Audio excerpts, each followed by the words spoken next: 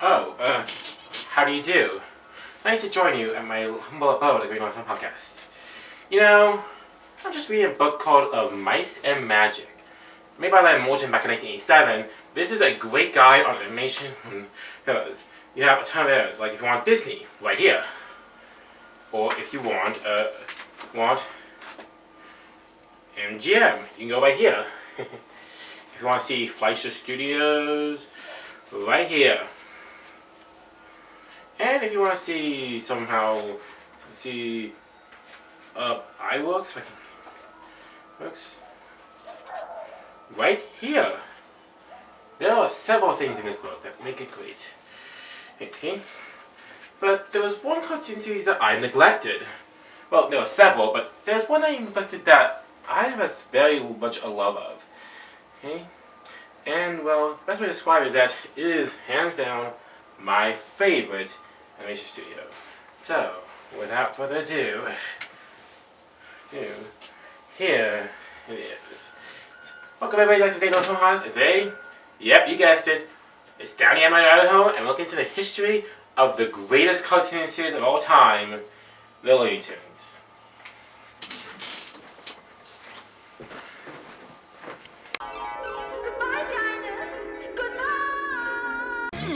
Things are gonna get crazy.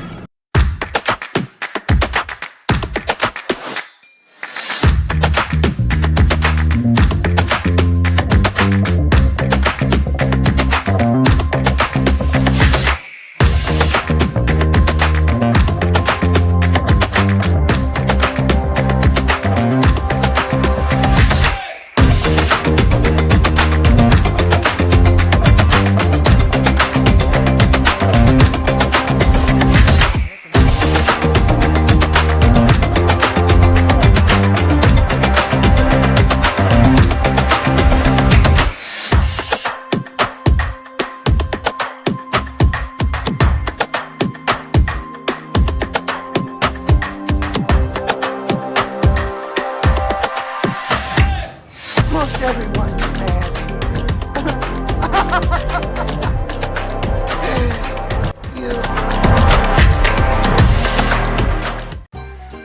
Alright, before we start this podcast in earnest, let's show off the collection I have here. If you guys can't see, I have a lot of Looney Tunes memorabilia with me right now, okay? Of course, I got some action figures of Bugs and Whitey. Thought these are the more cars I store in my place. I also have this metal figures right here of these characters, and this is one I decided to keep the box in because I really like how they look in the box. Right here, I have the Funko Pop of Bugs Bunny for his 80th Blu-ray, which has everything in it, including get out here on my camera, a letter signed by animation historian Jerry Beck, who is a great historian and also a great person in general. I have the Looney Tunes Golden Collection with its box and all 6 volumes right here for you all to see and show off.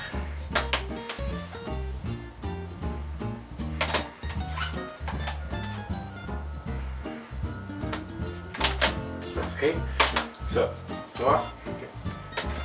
I have several pictures of several Looney Tunes characters, including this picture of all of them together at once.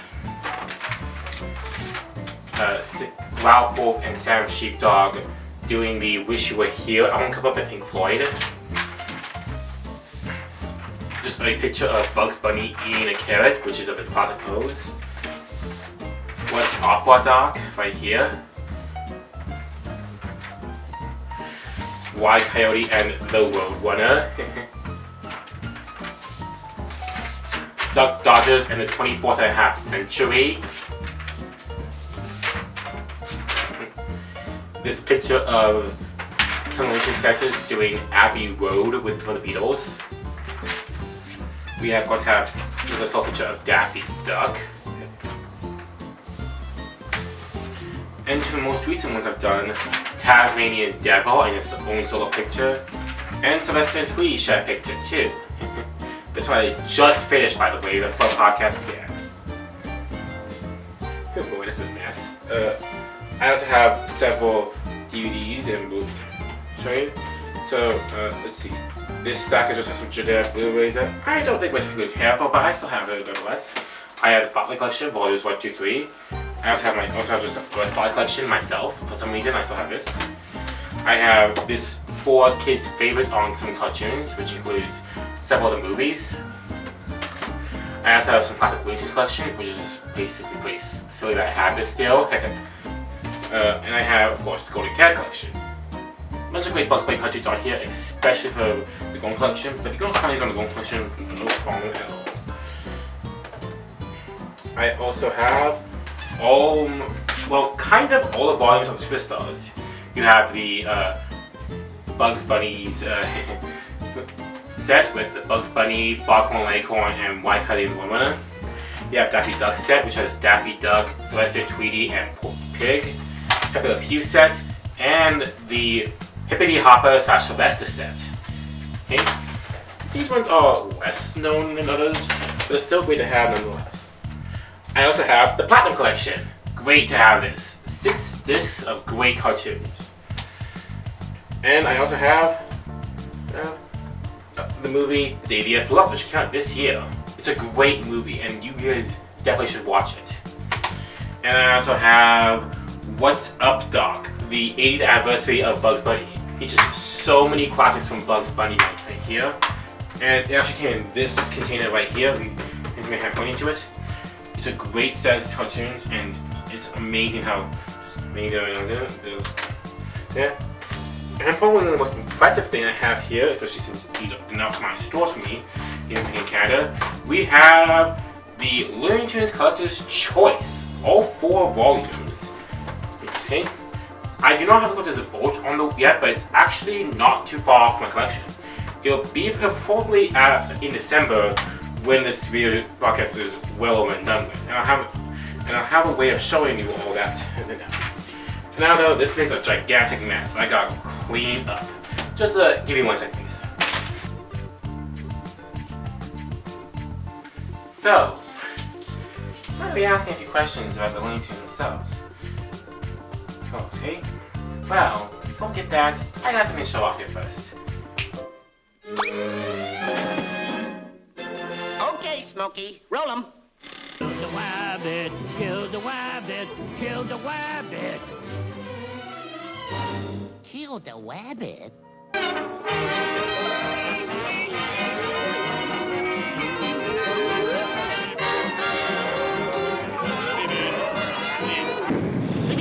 Boop the bay, the big bad wolf and the suits are gay. Heap soup saddle little zoodle's head. Heap doop odle up the grandma's bed. Heap doop see little zoodle's ear. Allow me to introduce myself. My name is Wile E. Coyote. Genius. Who? Disassociated Press? The public has been demanding my life story? Or just an angel in disguise. They're sucking, all nice and legal. Hurry up, the fine print doesn't mean a thing. Let's get this picture started. No!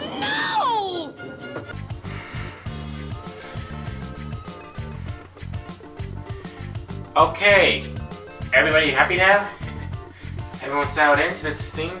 I'm sorry for putting all this on, but this is going to be the longest episode so far of Late on the Phone Podcast and Down the Rabbit Hole. So please, sit back, grab yourself a bag of popcorn and please relax. So, I'll be asking yourself a very important question. Where did the Looney Tunes start? I mean, it couldn't have just come out of thin air, right? It couldn't come out of nowhere, right? Well, curious viewers, it kind of, happened in a way that's unique. You see, back in the early 20s, 2 animators named Hugh Harman and Rudolph Eisen worked for Walt Disney, the same Walt Disney who later on created the now public domain Steamboat Willie. But we're going to see about that later. Instead, they didn't work on Steamboat Willie themselves. Instead, they worked on series cartoons called the Alice Comedies. Once the Alice Comedies proved their worth, Disney moved on to a new star called Oswald the Lucky Rabbit. We'll touch on Oswald a bit more lately, but Oswald the Lucky Rabbit became a star in his own right. Disney made him a huge name. Oswald was a sensation. Except for one thing. Disney's main supplier at Universal was run by a guy named Carl Laemmle. The person who was on the animation department there was a guy named Charles Mintz. Mintz hated the production of the Oswalds. He hated how it was going down. And he was a very slick and sleazy hustler. So, Mintz coaxed away most of Disney's workers during his time, okay, including Harmon and Isaac. Okay, he thought they were working at least in town making shorts for this deadbeat, and decided to instead work on other things while he was there. So, while he was working there, he decided to continue his trend everywhere else. Other animators that were close away included Carmen Maxwell, Roland Hamilton, and another guy named Isidore Freeling, or Cosmic and Frisbee, or Frizz for short. The name was when Walt Disney asked for a pay raise for the Oswalds, that was the issue. He didn't own Oswald at the time, Universal did, and Mintz, coaxing away his workers, decided to finally make it away. Unsatisfied, Disney decided to take his interest to walk, and unfortunately, Oswald would stay at Universal. The walk with Mintz, though, was very short-lived. Because of the time this was there, Carl Laemmle did not like how Mintz treated times, and everyone else hated how Mintz worked out. Mintz's brother-in-law, George Winkler, was a tyrannical boss who hated working with him. He fired Rudolph Ising after Too Late Christmas, and he got super angry with the animators. This result would only last roughly a year from 1920. Afterwards, Universal decided to sign up to someone else in mind, Walter Lantz. We'll talk about Walter Lantz a bit later, but you'll get to know him who he is. Walter Lantz may be a new boss, but this gave the two men an idea. They even drafted a character who had become his own stars. This character's name was Bosco.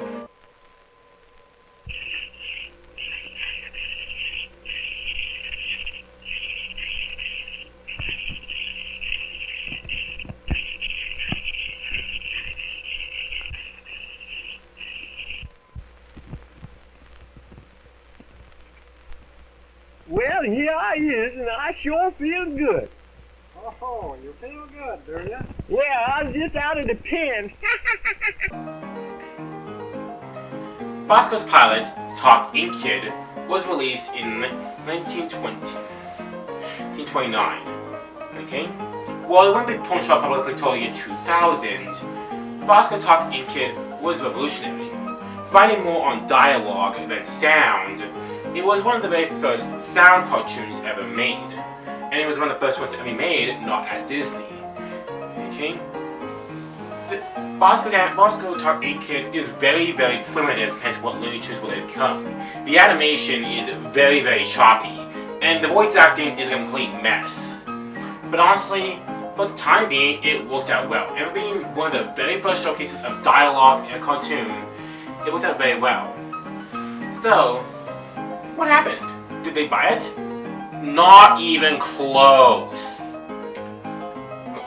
Nobody bought this. They tried pitches to Universal and Paramount, but both had contracts with Walter Lantz and the Fleischer Brothers. So, they had to think of other ways. They were seriously thinking of going back to Mitch, who had moved his work to Columbia back. Enter Leon Schlesinger. Schlesinger was the head of a tile car company. When the talkies came in, I think you can tell why a tile car company was not a good idea to have when your pictures can now talk. While he was a shrewd businessman at best, Schlesinger knew how to get a good job out of the animators. Although he knew very little about animation, he could do the work himself. Okay? He helped fund a project called The Jazz Singer. Wait a minute. You ain't heard nothing yet. Wait a minute, I tell you. Jazz Singer is revolutionary, being the first ever talking picture in Hollywood. Most of the film is silent, but there are points where it would talk in the show. However, while this happened, it got Schlesinger a good reputation with the company who made it, Warner Brothers. Warner Brothers themselves would continue to work on the cartoon together. They hired Harvey and Eising to do the work there. Schlesinger also hired other animators too. He hired a guy who was running business animation called Robert McKimson. The first batch of Boscos were rather simple affairs, with the first one being called Sinking in the Bathtub, usually following Bosco and his new girlfriend, Honey, in ways that were unnecessary. No, they all had a very, very unique song and dance style, but they were very rather bland. But however, there are some things that if I had to read a quote that animator Jack Zander said best to describe how the Boscos were made, here's a quote that Jack Zander said best. We were doing something and Hugh Harman said, "You remember that scene in the Disney picture where Mickey did so-and-so?" And I said, "You want to do the same thing?" And he said, "No, I want exactly the same thing." He said that the picture that I was playing at some theater that night, he wanted me to go and study it. Come back and make Bosco do the exact same thing. In other words, Bosco cartoons were basically cloning Mickey Mouse's, and Harman was not immune to plagiarism. There also is the elephant in the room about Bosco's design. A lot of people have made the assumption that Bosco is in blackface, which is actually not far off. When Harman Maxwell did the voice of him, he put on a distinct Southern African American dialect. And in the copyrighted cartoons, Bosco is copyrighted as a little Negro boy. Oh my god. But surprisingly enough, these elements were scrubbed surprisingly quickly, and Bosco continually made more and more appearances. Okay? The cartoons themselves were incredibly fun and elasticity. However, they were also incredibly samey at the same time, and they needed a sister series to make it different. While Looney Tunes had a musical theme to it first, they already stopped using music. Instead, this new series would be all music themed. This new series was called Merry Melodies. The first Merry Melodies was called Lady Play a Mandolin in 1931 and saw two new characters, Foxy and Roxy. And I think you can see one major issue with Foxy and Roxy right here. Yeah, Foxy looks very suspiciously similar. In fact, he looks almost stone identical to Mickey Mouse. And that was it. While Walt Disney never threatened legal action, Foxy was basically Mickey Mouse with a bushier tail and ears. And with that, he only made 3 appearances in 1931. They played Mandolin, Smile, Darnie a Smile, and One More Time. Try again, they made another kid named Piggy, who lasted 2 cartoons. You Know What You're Doing and Hitting the Trail to Hallelujah Land. Another year later, they tried another character named Goopy Gear. A Lady Dog character, Goopy was like Foxy in that he only lasted 3 cartoons. Goopy Gear, Moonlight for 2, and The Queen Was in the Parlor. See what's funny about Goopy Gear is that a month after his creation, a certain other dog made an appearance. This dog, however, is much more popular, and is known for a certain yell. Although, I'm not sure he'll ever catch on in the near future.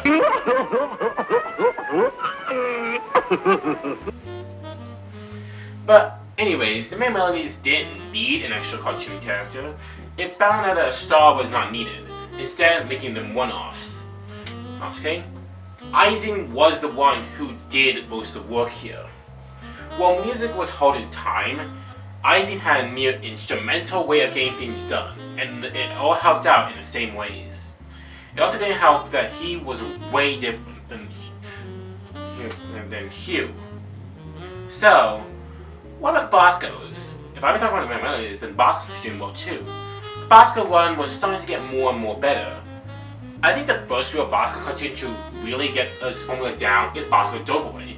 Bosco is fighting in World War I, and it just has wall-to-wall gags that, just given time period, makes for an amazing cartoon. But I think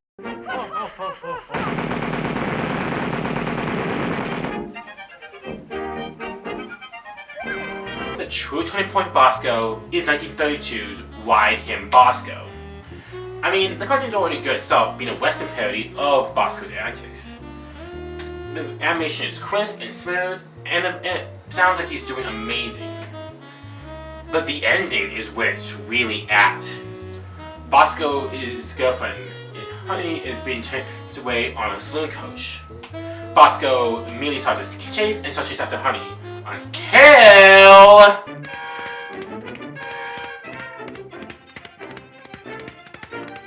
Say, how's Bosco gonna save the girl? I don't know. Well, we gotta do something. Let's go home. Good idea. There is no way you could not get away without breaking the fourth wall for one of the very few first times ever in the Looney Tunes history.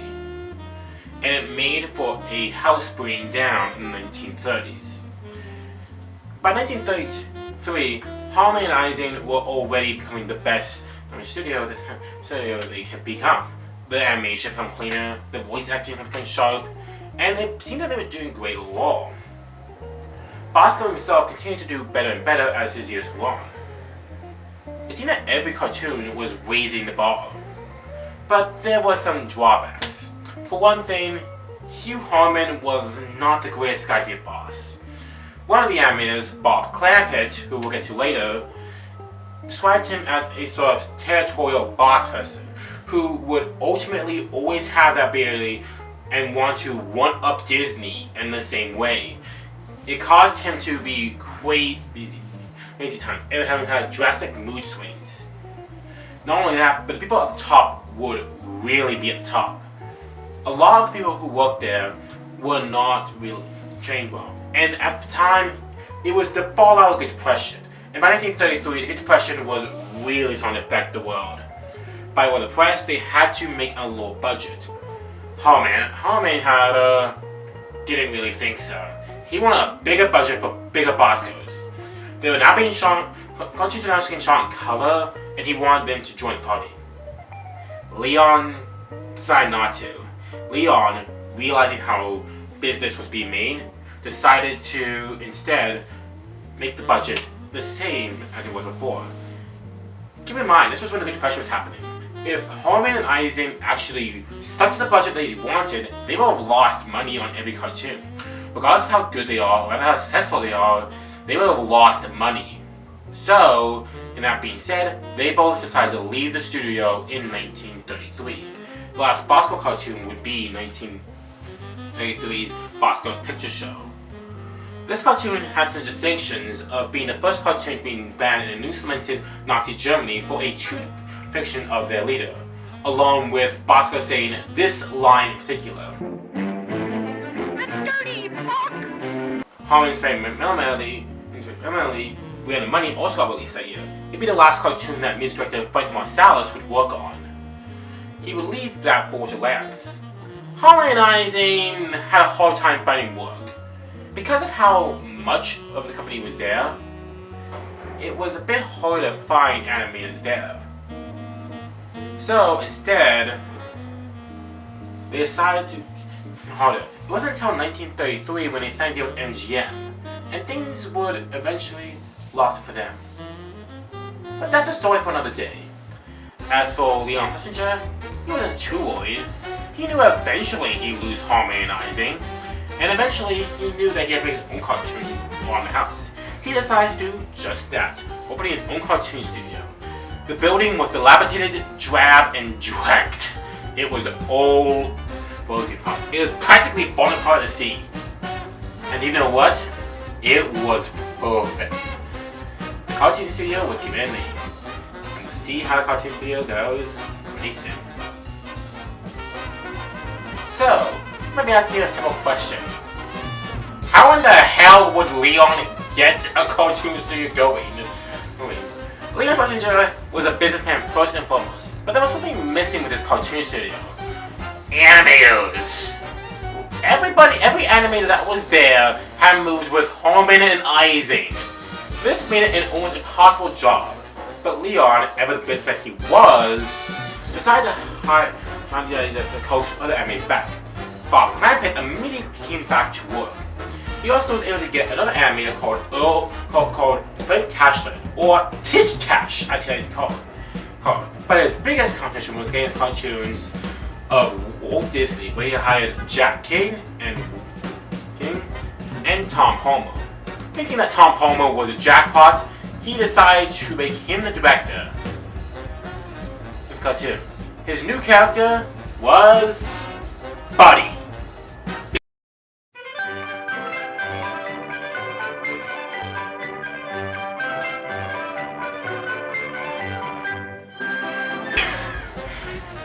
Yeah.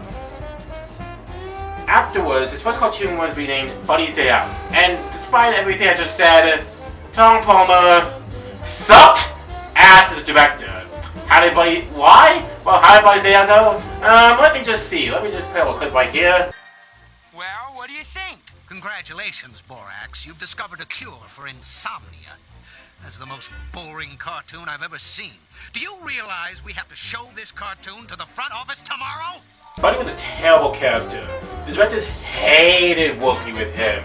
He was bland, he was boring, and Palmer was so bad as a director that he only made 2 cartoons.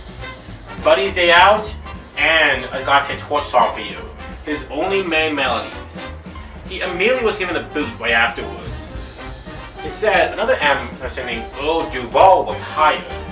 Earl Duvall knew how to get cartoons working. Being the person who originally made Buddy, he decided instead to make him more available to cartoon mold. He was even given the version of the colorless comic melodies, Honeymoon Tale. Walt Disney had restrictions on the color Looney Tunes. So, while yes, this cartoon uses the Vera 2-strip Technicolor instead, it gives him a much more bright look. However, Duvall wouldn't last long. And while his unit consists of great animators like Bob Clampett, Frank Tashlin, and a newly hired guy that will go by the name of Charles M. Jones, or Chuck if you like to prefer him, Duvall had a very high opinion on himself. This resulted in an incident where he would go into Leon's office, drunk off his ass, and demanded a astronomical raise in salary. Duvall was fired almost immediately, and eventually he would leave the animation industry in 1940. This caused an almost instantaneous issue. Who would we find now? With the worst of no directors, it resulted in music director Bernard E. Brown to actually get cartoons made. It really needed time to work. And unfortunately, there wasn't a good way to get down. There was only one other director, Jack King. So, as if some quick controlling, or maybe more begging reader words, they hired Fritz Freeling. Bob McKinney then came around not long after. Freeling was the most experienced director there. Not only was he a guy who made a bunch of cartoons, but he also helped out with Buddy cartoons. Freeling had enough experience to be put on Duvall's unit right away. If there was a word to describe Freeling's first cartoon years, it'd be cautious. While he was competent enough as a director, he was also very, very quiet and conservative when it came to directing styles. A lot of his cartoons come off as more derivative, safe, or incredibly racist. And while yes, he had not the greatest period with main melodies, the Looney Tunes were in a way worse position. Well, Bosco is super bland nowadays. Buddy is even more bland than Bosco. Bob Clampett even once called him Bosco in whiteface. From animator to animator, Bosco was just not treated well. Not only that, but the Hayes office was made a new code, which restricted the already racier barnyard humor that Bosco had. They were also directed by Jack Kane and a friend from Freeland got around named Ben Bugs Hardaway. But honestly, it just continued as just bad. They need a new character quick and fast, or else things were gonna go.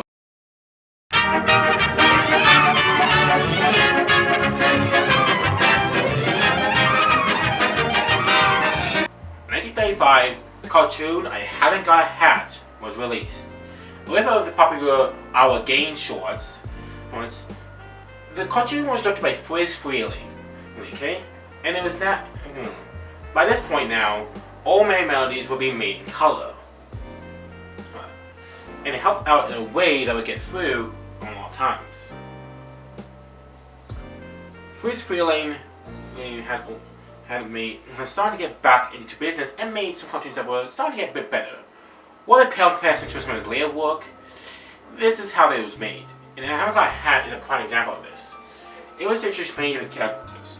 Oliver Owl, a snooty owl, Ham and X, two young puppies that sing the central song. I'm standing pat. I tip my hat to you, but I haven't got a hat. Little Kitty, a skittish kitten, and Beans the cat, the fact that main character. However, it'd be a certain stuttering pig who would become the true star of this show for a lot of people. We will now open our exercises with a recitation by our little friend, Porky Pig. Listen, my children, and you shall hear the midnight Paul Revere. Porky Pig was named after two childhood friends Friz knew, nicknamed Porky and Piggy. And it was studied by an actor named Joe Doherty, an actor who actually had an actual stutter. With characters ready, it was time to retire Buddy. His last cartoon, Buddy the G-Man, was released. The first cartoon to be made into a star was 1935's Cartoon Iceman, starring Beans as his cartoon star. As for Porky though, it was given to a different man. He was one of Sausage's brand new hires.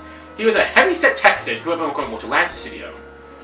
And while yes, Walter Lance's studio was admirable, it was also hella rowdy, so much so that he got into an accident and got a blind eye. So, Texan afterwards got fired for slacking off one day. Eventually, when he got there, he got back to for the animation. He walked into the studio, introduced himself as Frederick Bean Avery, animation director. I walked into Schlesinger and said, "Hey, I'm a director." Hell, I was no more director than nothing.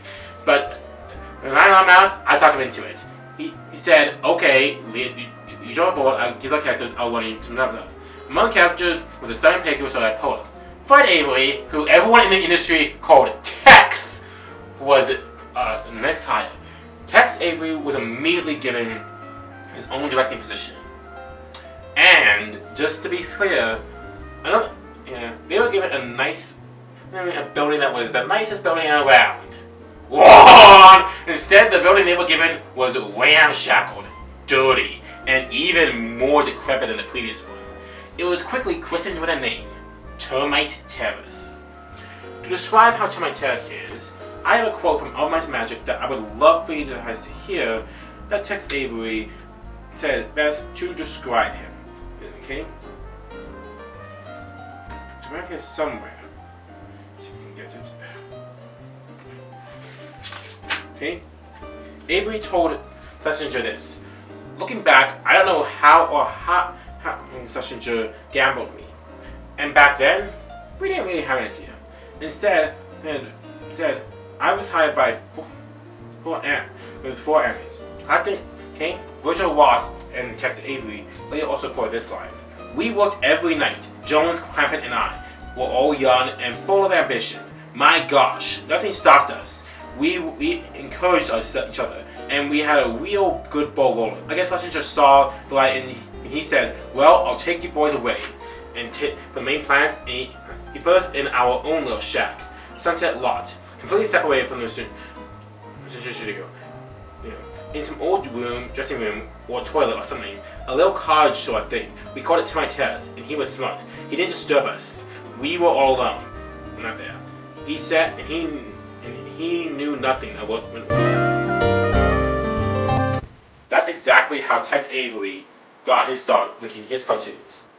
Golden is the 49 was a whip of the California Gold Rush, and starred Beans and Porky, who somehow was in that deep of a voice and was given Jordy Natural speaking voice. In a way, Golden is the 49 is considered the first true Looney Tunes.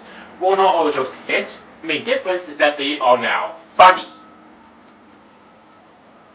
It also helps that it adds some new animation techniques. The animation techniques of Beans telling us jalopy with moonshine was based off of a cartoon that Avery decided to make the Disney short tossing the hair as a way of getting it. There was now that Porky and Beans were now slated stars, Avery only cared about one of them though. Like most directors though, Avery's first year was cautious. He had just lied his ass into a position. He did not want to lose that position anytime soon. But Avery's cartoons proved exhibited the more racier barnyard humor. In his second outing, the blowout, Porky saved money for an ice cream soda. So, instead, the cartoon uses great strides to make the cartoon feel more and more ambitious and crazy at the same time. Okay? The chase with Barnum and Porky is a great showing of how chases work. However, what Tex Avery was doing with other cartoons, Jack Kane was working on Beans cartoons. Now Jack Kane is a great animator and can also be a good director really easily. However, his cartoons aren't funny, and that's a big issue when working on cartoons. Beans, being one of a dozen A-Spot characters, needed dynamism. But while instead of the cartoon, the Gold Diggers and the Blowout, when Avery was using more fast-paced gags, Kane was still playing it safe, still being more his own style. This resulted in a lot of Beans cartoons to be kind of bland. Eventually, a mandate came around saying that they were getting rid of all cartoon characters introduced at Hamguy Hat, except for Porky, who had been proving to be incredibly successful. Beans last appeared in Western World, along with all lot of stars. Jack Kane immediately had to work on another set of cartoons called Porky Pig cartoons, except that they were almost as bad as his Beans cartoons. Now that he had to work with Porky Pig, his cartoon format became tired and tried.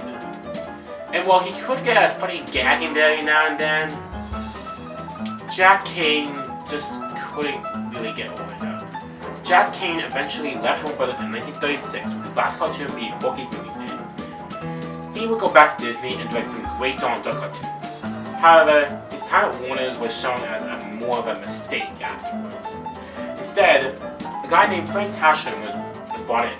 Now, you might remember that we mentioned Tashlin beforehand, but he was fired afterwards after telling Leon Schlesinger to go to hell. Instead, Leon rehired him, believing that grudges were bad for business.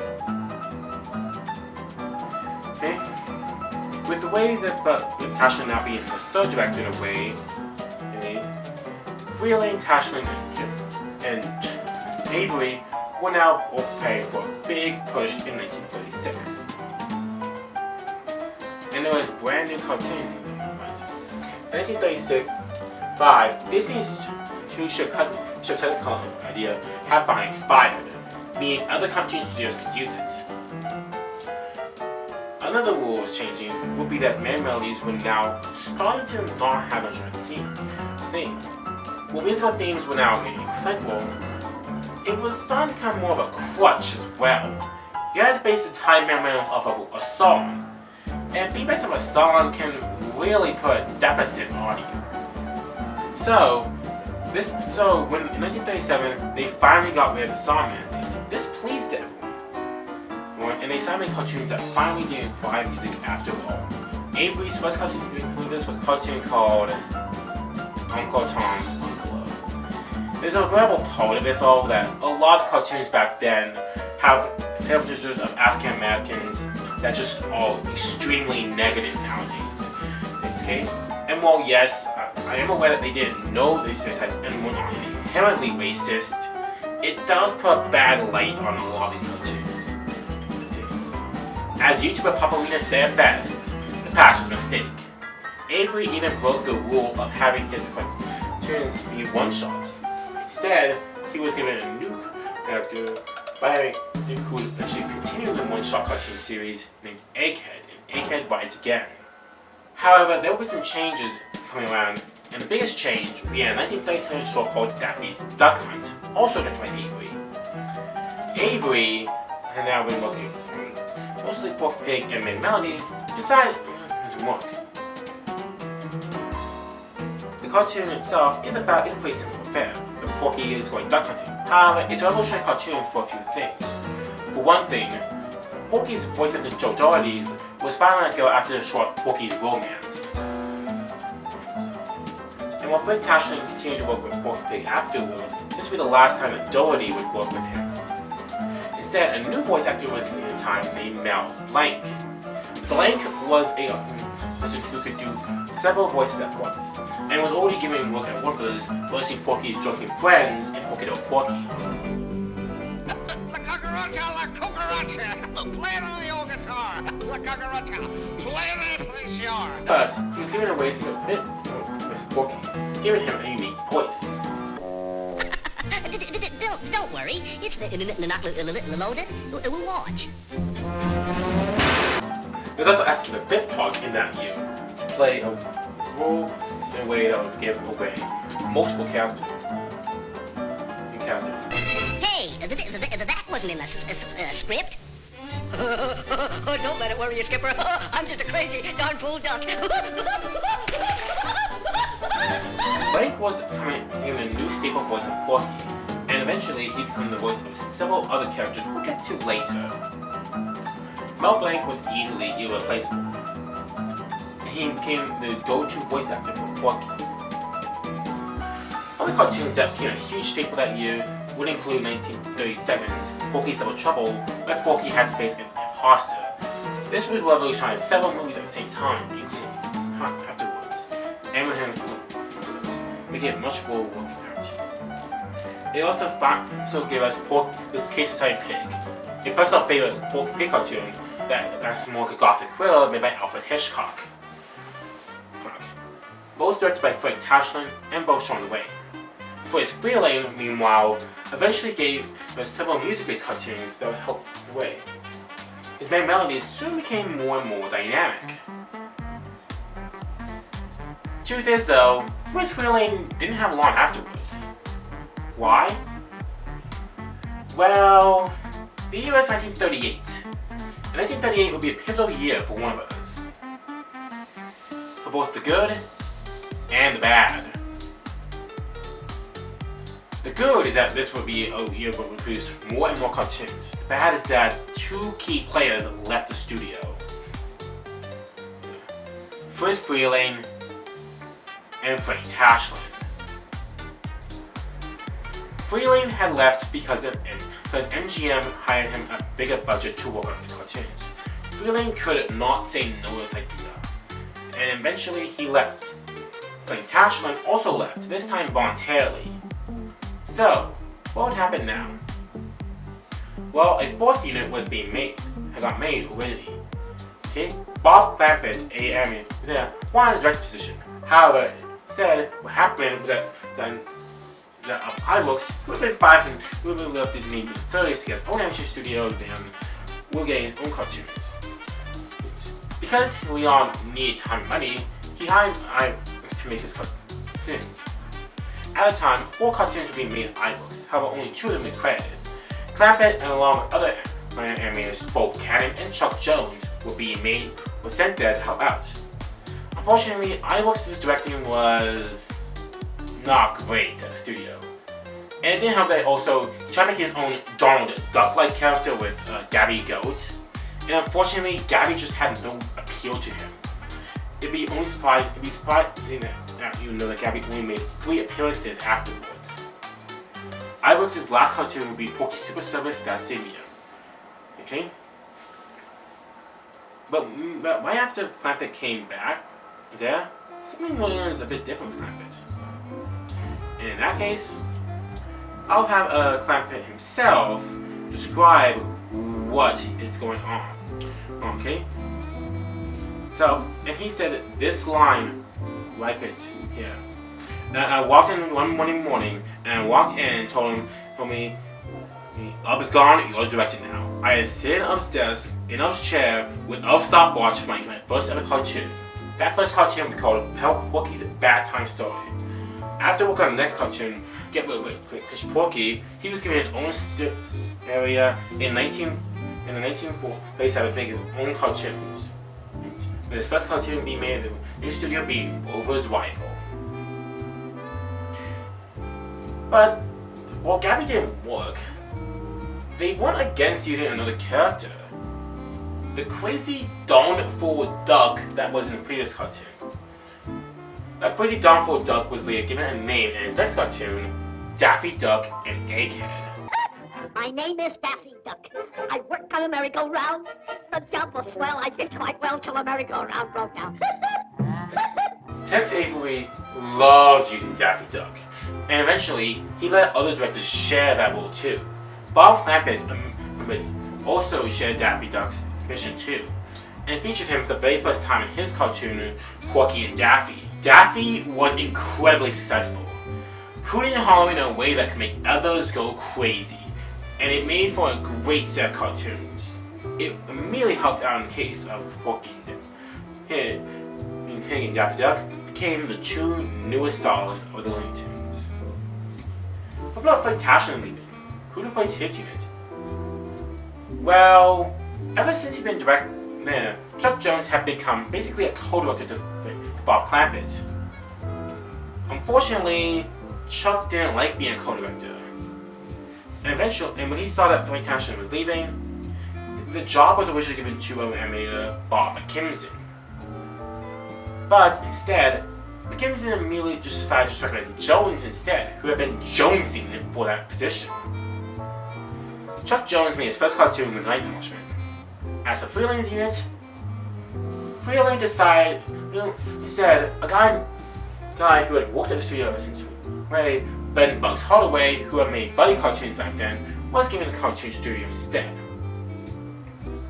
In 1939, Termite Terrace released 45 cartoons.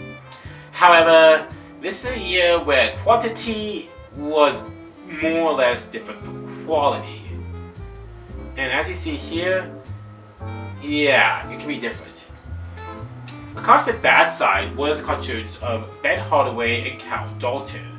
Although they would have a great concept, it'd be ruined with their writing. Pacing was lethargic and the gags just didn't work.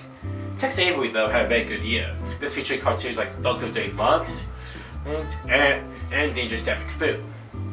But the fault of his was becoming apparent. In 1937-8, despite making a cartoon with the Arpig and Pago, he released a travelogue parody cartoon afterwards. Afterwards, he made these Spock gag cartoons, if you want me.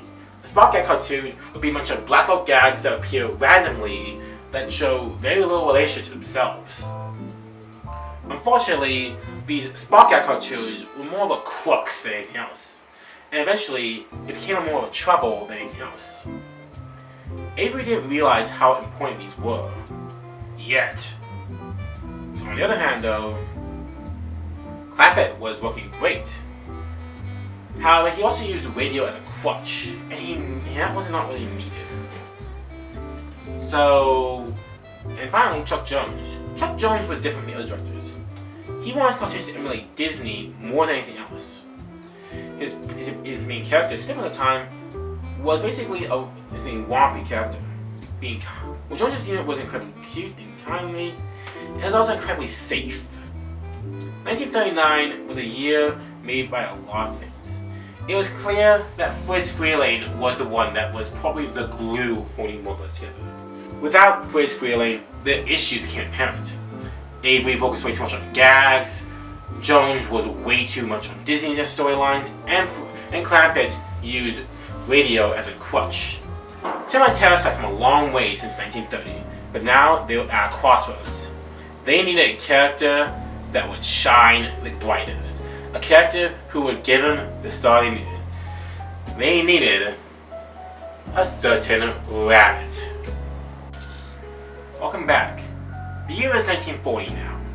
Democratic incumbent Franklin Delano Roosevelt precisely beats Republican Wendell Wilkie become the US's only 13th president.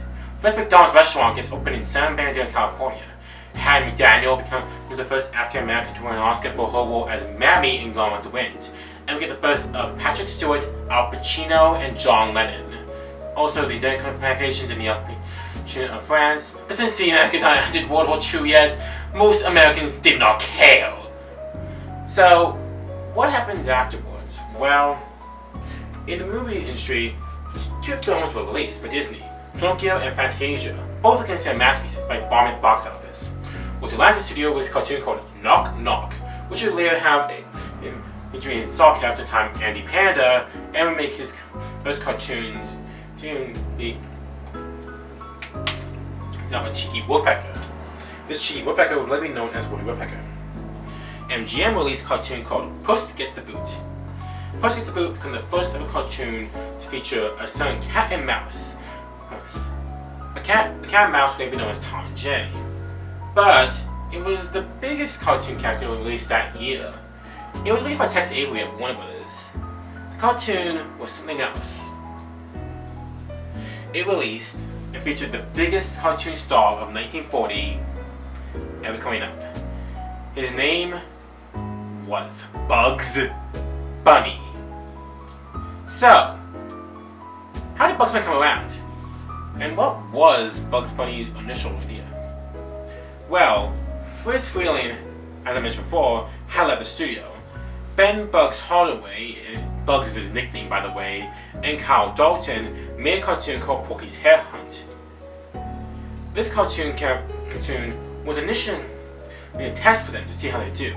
It was successful enough to get more cartoons in. Instead, they decided to continue working on the cartoons afterwards. It seemed more successful. The catch is that the character had a rural, sounding voice, rather an annoying laugh by Mel Blanc.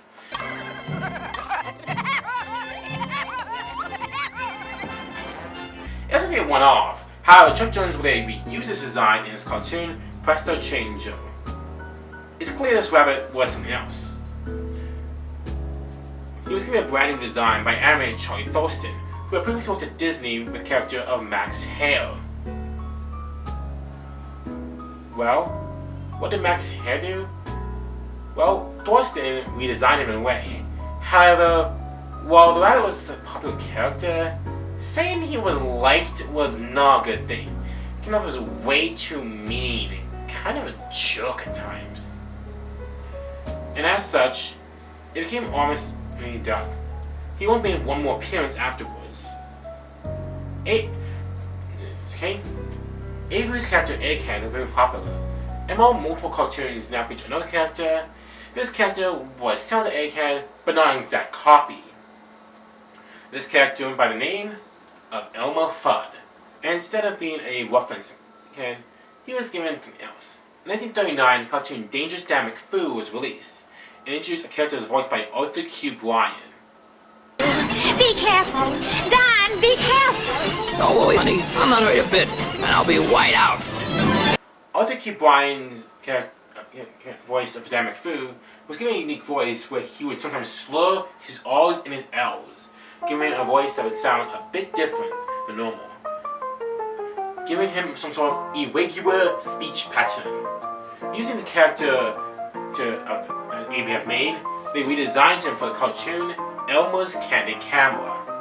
Directed by Jones, it's about Elmer Fudd who makes his first appearance here and decides to finally start using his new camera, which I feel like. Well, the cartoon was the best that this rabbit had been made so far. Keep in mind that didn't mean it was a good thing. Instead, it was still seemed too mean. They weren't done with Bugs' Bunny just yet, but they knew they had to fix him eventually. By this point, Ben Bugs Hardaway had left the studio. Why, may I ask? Well, get this, Friz Freleng came back! Yeah, surprisingly enough, Friz Freleng came back. He hated working at MGM. While the pay raise was the right idea, Freleng got stuck on a lot of Captain and the Kids cartoons. These bombed in theaters, and And while MGM's new studio was being made, he left for a different, back to Warner Brothers. So he dramatized this in the cartoon. You all be back in picture. Hello, Porky. Come on in. Hello, Mr. Hello, Leon. You All Be Pictures is more as a landmark cartoon featuring live-action animation together, featuring Porky Queen's career at Warner Brothers at the time.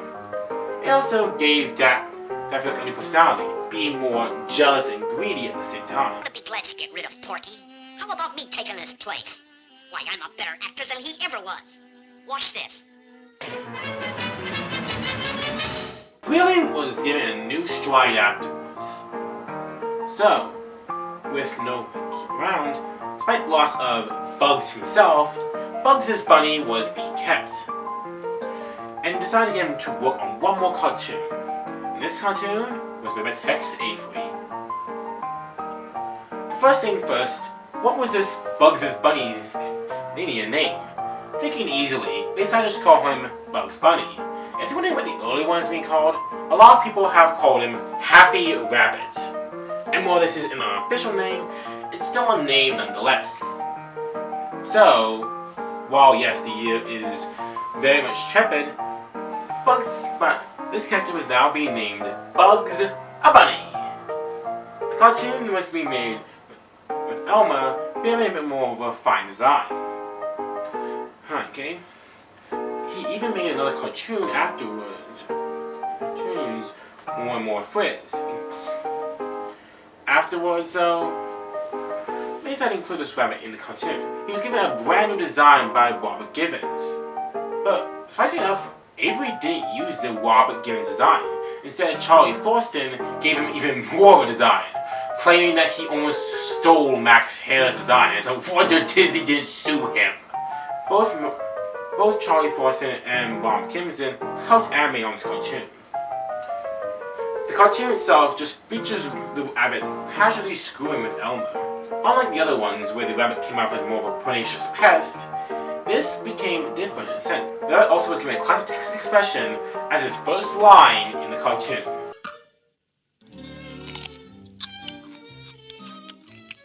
What's up, Doc? With this one line, it brought the entire house down, and was even nominated for the 1940 Oscar, which it would lose to the Milky Way. But Oscar or no Oscar, this made everyone happy, and they knew they had a brand new star. Immediately, his name was questioned on the next cartoon, Elmer's Pet Rabbit, made by Chuck Jones. However, I never said that he had the same voice as last time. You see, Bugs Bunny's voice is a mix of Brooklyn and the Bronx.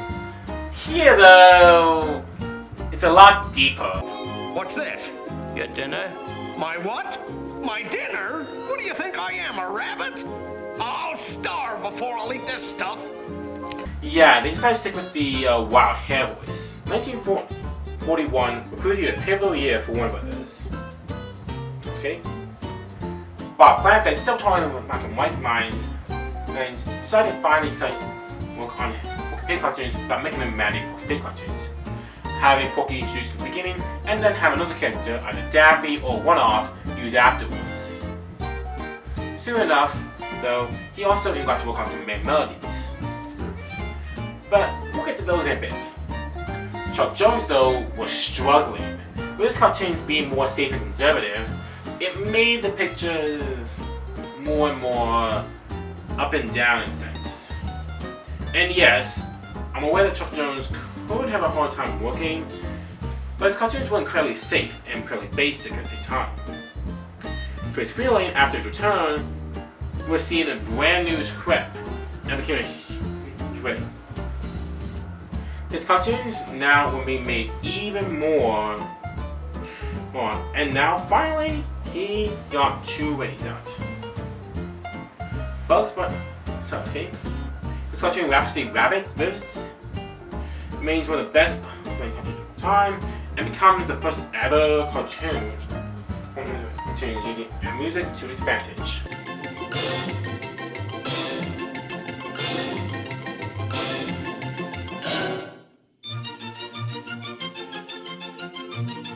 Now the unit that was strongest was Tex Avery's. Avery's unit was great. The unit was seen as an example of how to work on other cartoons. Avery used his cartoons as a way to exercise quantity over everything else. Avery decided in his third Bugs Bunny, All This Rabbit Stew, despite Bugs Bunny's folk being incredibly racist at Fish cameo, is known for being the first cartoon to use Avery would be considered the wild take. And in the second cartoon, Tortoise Beats Hair, Bugs Bunny would basically seize a tortoise who would always make him lose in the end. Having Bugs win in the end made him feel repetitive, and having him lose was something else. He even deconstructed animation perfectly in the cartoon Porky's Preview. Porky's Preview would eventually become a template for other cartoon studios to follow on. However, despite this, there were still some issues. In 1938, the Student Cartoon Scale was formed. It had already signed contracts with cartoon studios like Universal Lands, MGM, and Screen Gems. So now, naturally, it had to go with Warner Brothers. The people actually who work in cartoons love this, since they're incredibly poor labor. Leon wasn't so enthusiastic. Instead, people who were signed up with the guild, he locked them out of the studio. This naturally only lasted a few days, though, as he realized this would be bad for business. Instead, labor union soldiers were not needed afterwards. So, instead, he signed a union. However, while he sat back in his chair and chuckled to himself, now what about Disney? The biggest issue came that same year. Avery and Leon argued about a gag in his cartoon, The Heckling Hare. The Heckling Hare was initially going to have several cliff dives in the cartoon. However, Leon cut it down to one, feeling the gag repetitive. You can clearly see this in a fade-out ending where it definitely looks like something's missing here. Because of this, Avery really didn't like this. Avery also had issues making a live-action series speaking with the animals. Leon said that animation should be his main priority. After many years, though, Texas suspended from his contract. And Avery, he didn't take this lightly. He instead left Warner Brothers for good. After 6 years, Tex Avery had left Warner Brothers, with his final cartoon being made, being 1941's The Bug Parade. Avery's unit was then taken over by Bill Clampett, who has decided to change up his unit more to make color cartoons along with black and white ones.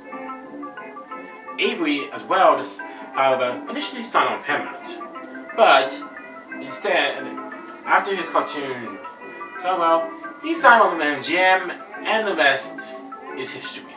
If this happened 5 years ago, the effects of this would have been dire, but now, Terry Terrace was successful enough to continue.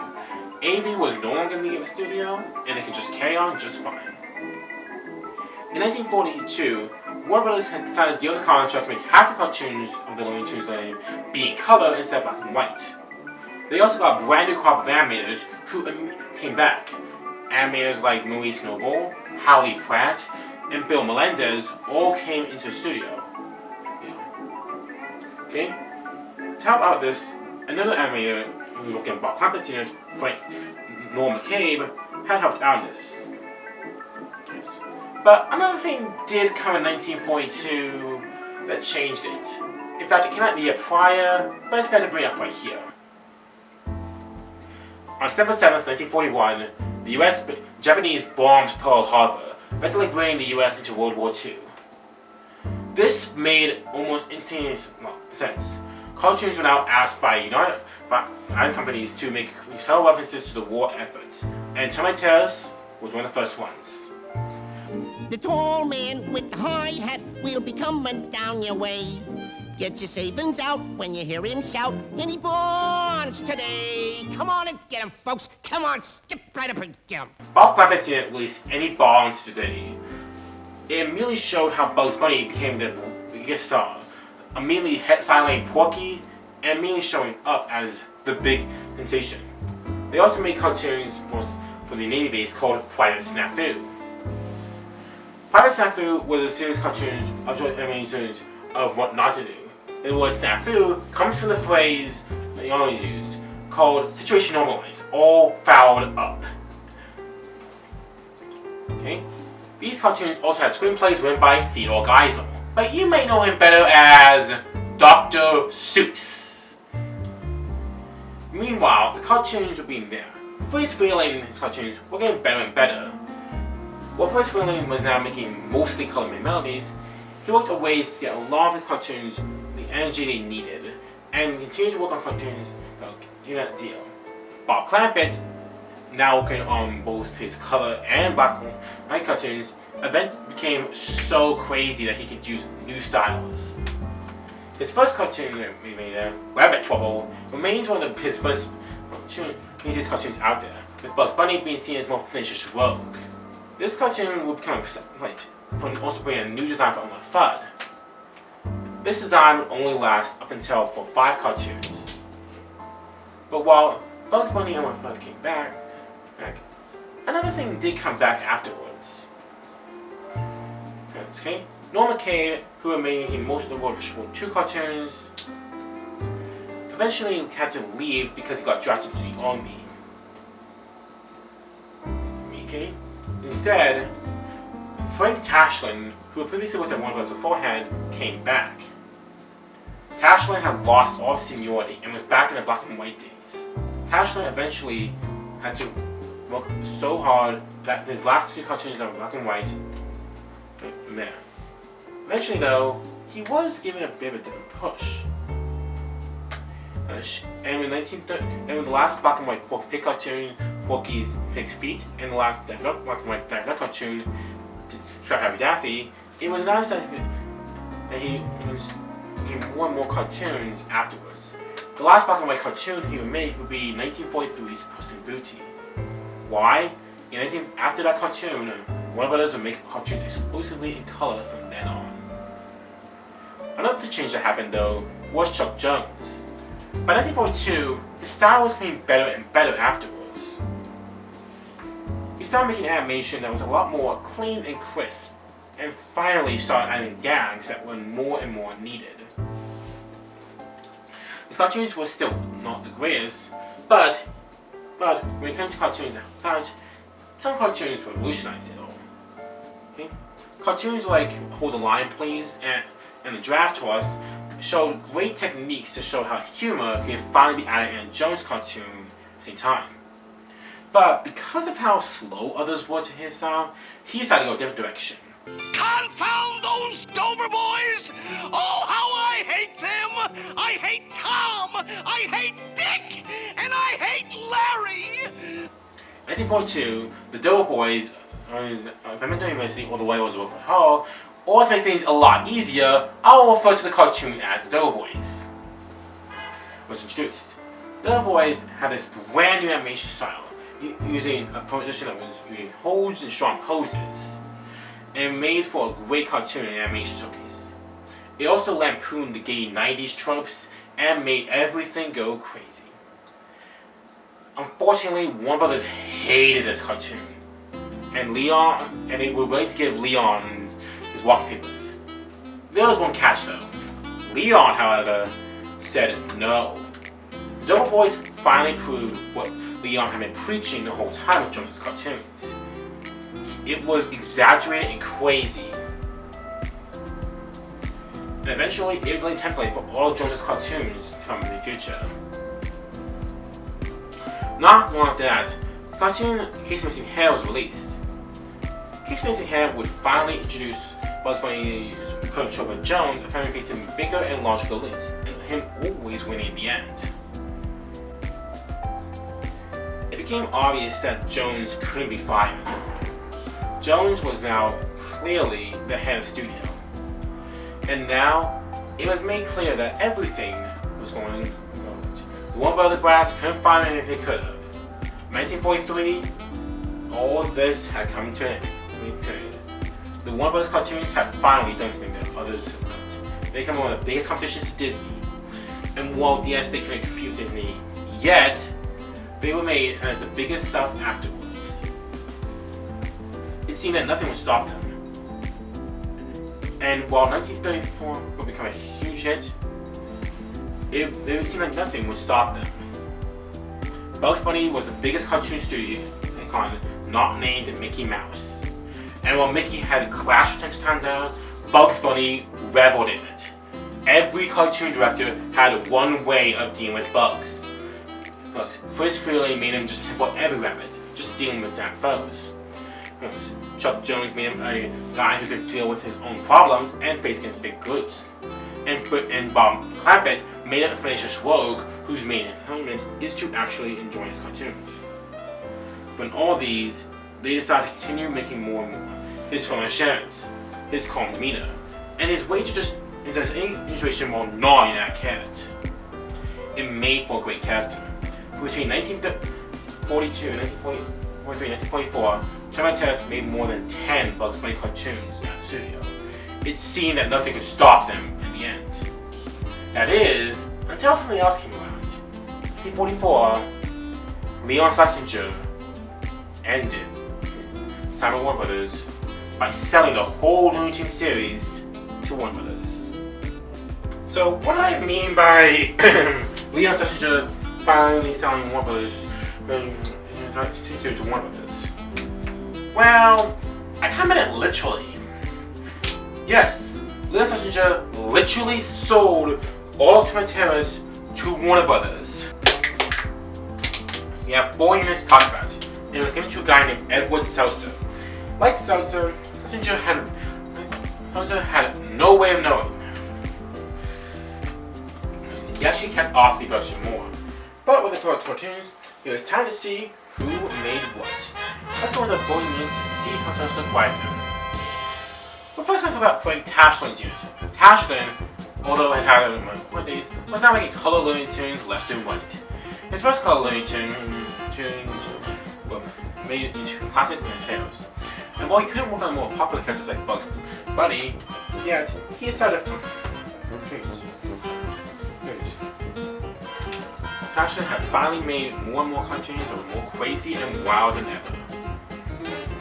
Eventually, though, Tashlin began his first Bugs Bunny cartoon, The Unruly Hair, would be released in 1945. However, this would also be one of the last cartoons he would get a credit on. Why, you may ask? Not only after Schlesinger bought the studio, though, Tashlin left again. Bob Clampett called him the world's greatest yo-yo. So, as such, Tashlin, after his continuous leavings, eventually left Warner Brothers astray in his final years.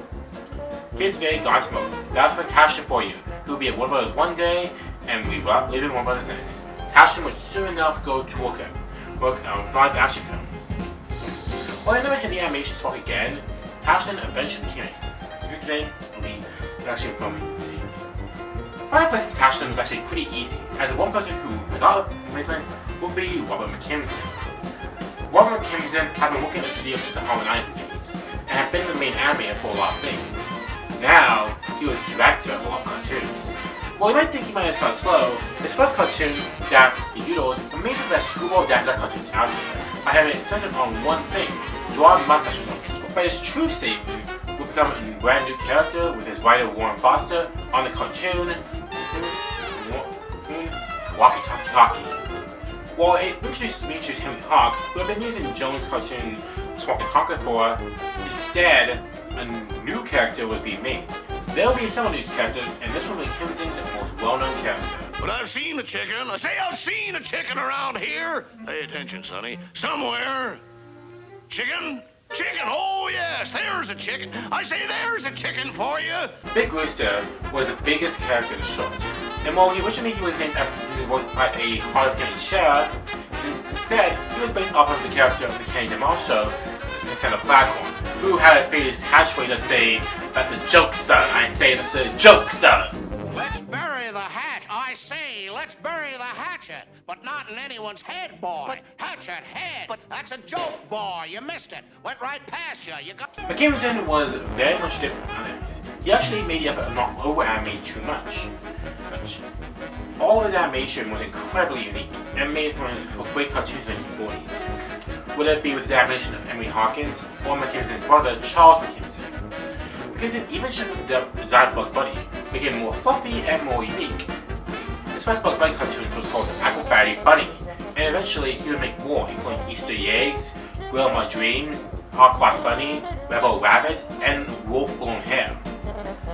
Gibson made several cartoons that would help out define things. And while yes, he isn't perfect, that's what great theme kids. His cartoons remain some of the best 1940s for a reason. That does it. South America, take it away. It may have been an understudy, but if you were an understudy that was brand new at the Gibson studio, then they have a lot more to learn from. The second unit we're going to be looking into is Friz Freleng's unit. Friz Freleng was the longest shepherded director and had always had a great sense of humor. He had made musical cartoons in the past, but there was also another character he worked hard with, Bugs Bunny.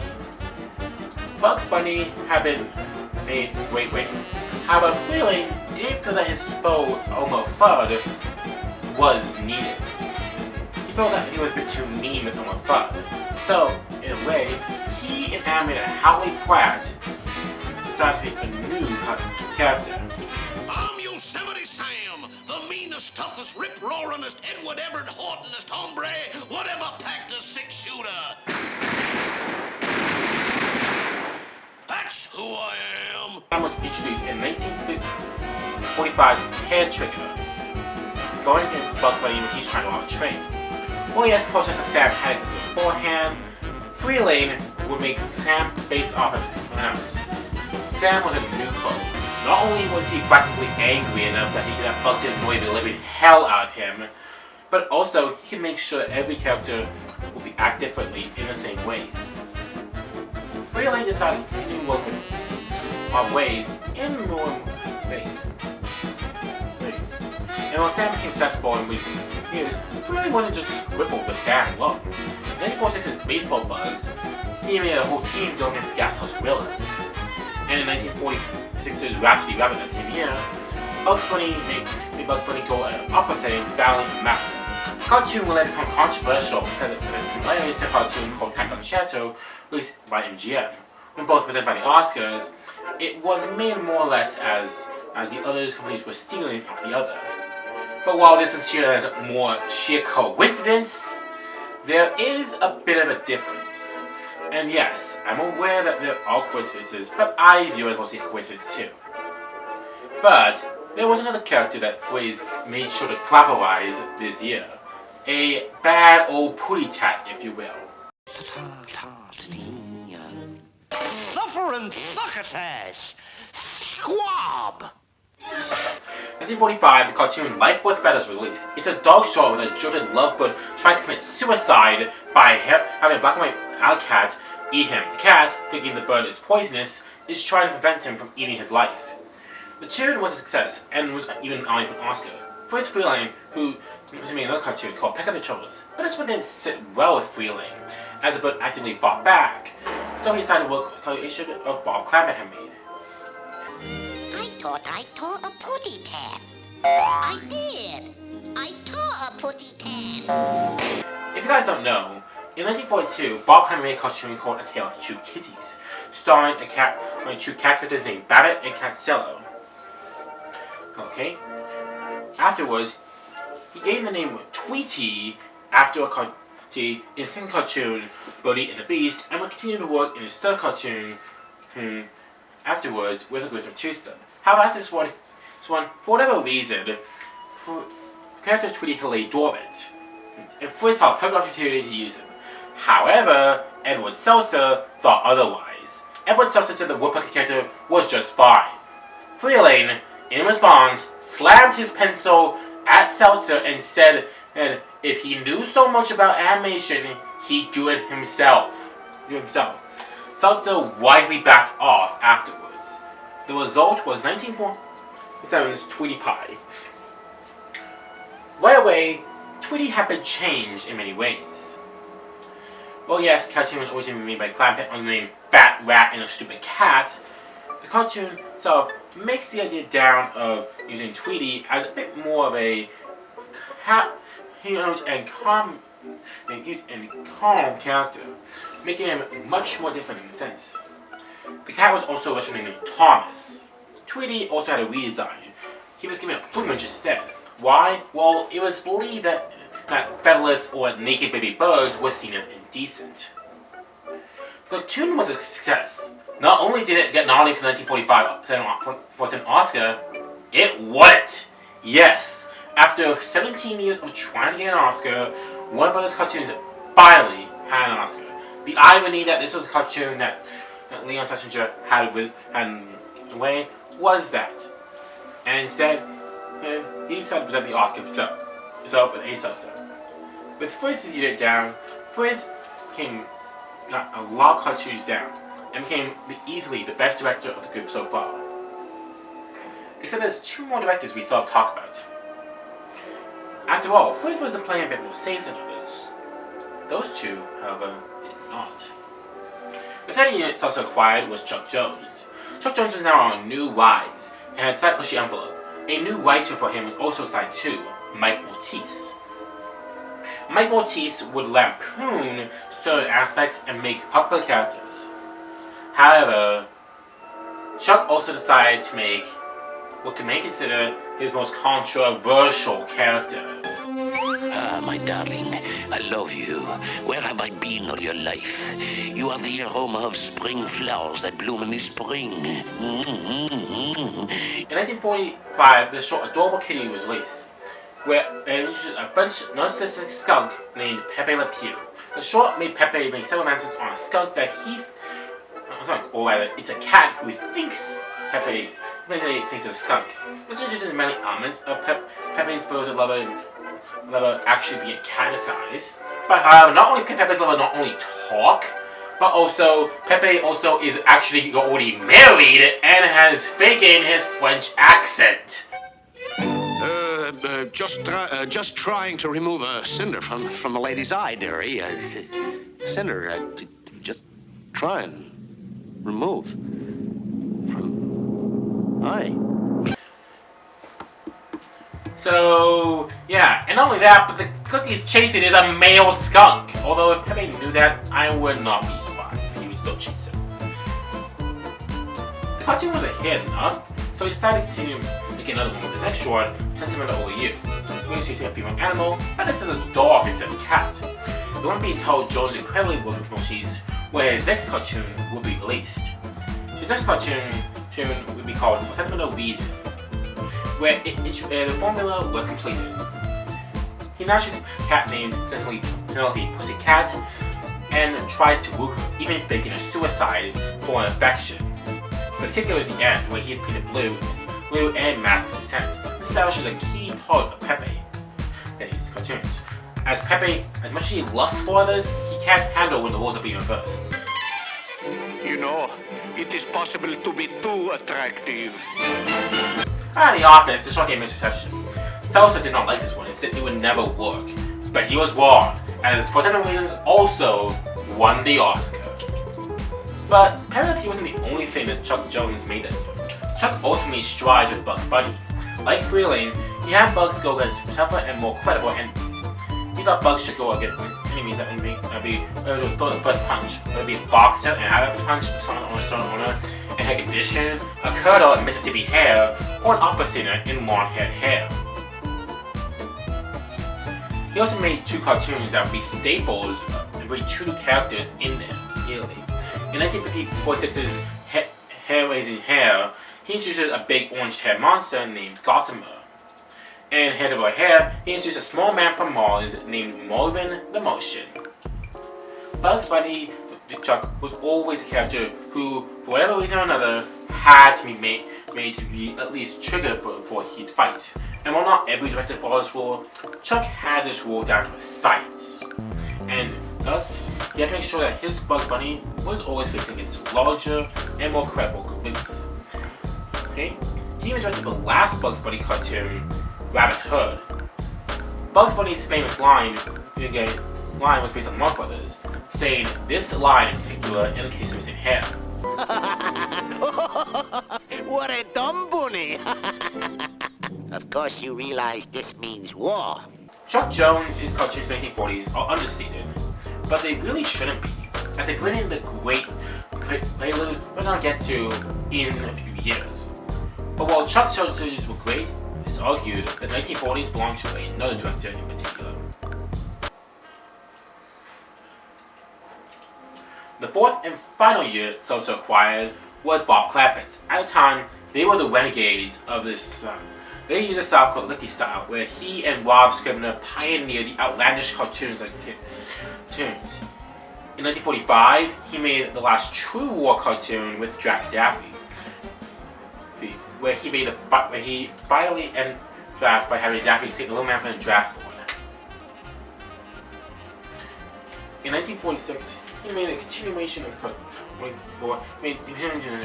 and was chased by having old gray hair, where Bugs and Elba finally chase each other old age. Bugs, Elmer thinks he's caught Bugs, but at the end, it ends up being that Bugs catches Elmer in his own grave. However, if there was one year to define Clampett's year, it would be 1946, as that was the year some of his most famous cartoons were released. It's at least a book review, a burlesque show of using fictional characters from literature starring Daffy Duck. It is stated that this cartoon was so successful that there's a reason why it may have ended the genre in the same veins. A look at Stuff Factory Porky Pig Daffy work, featuring a chase that makes use of everything. Kitty Corner, a cartoon where Porky Pig tries to kick out his cats, right, featuring a prototypical Sylvester. We have Piglet Army, a parody of Dick Tracy comics with a cartoon starring Daffy Duck, probably the greatest parody of Dick Tracy of all time. The Big Snooze, should be a Bugs Bunny cartoon of all time, where Elmer Fudd gets trapped in a nightmare of Bugs' design. All these cartoons show great strides in how to make cartoons work out.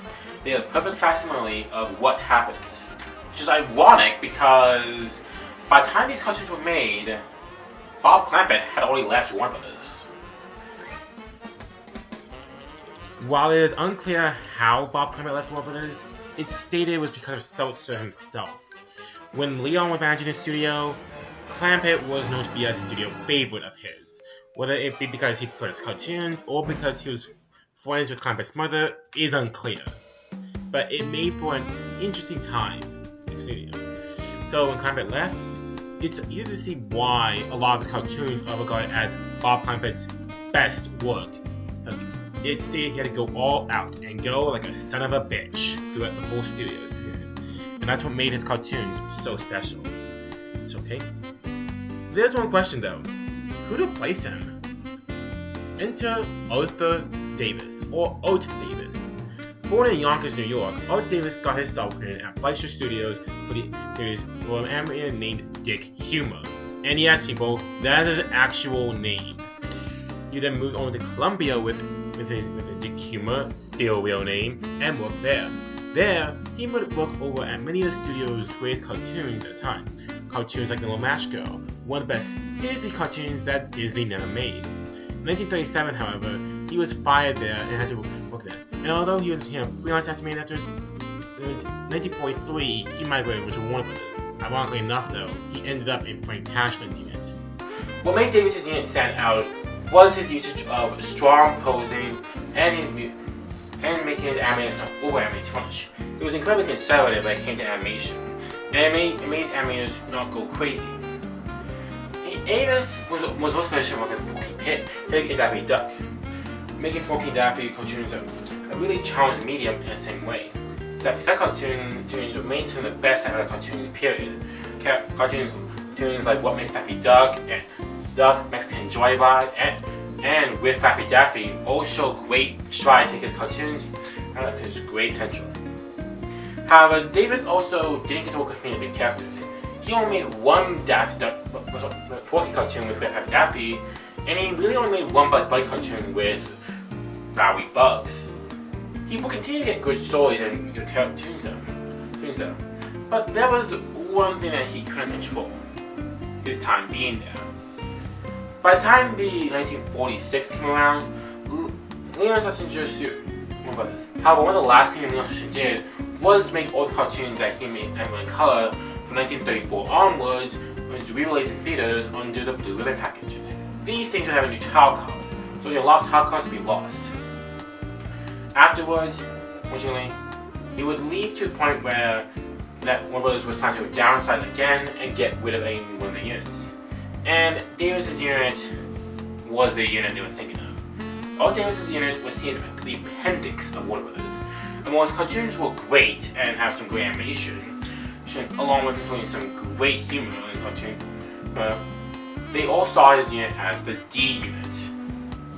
With the writing on the wall, all Davis's unit was shut down in 1948. Most of the animators moved either to Mark Gibson's unit or Davis moved to his freelance unit.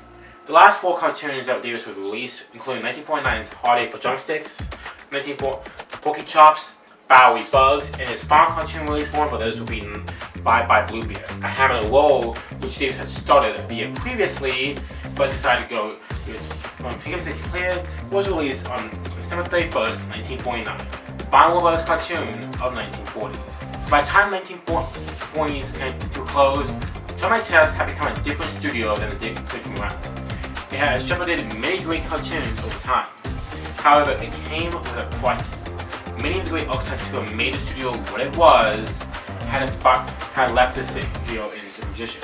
And with many different publishers such as Tex Avery's and Bob Clampett's, the freewheeling days were now over.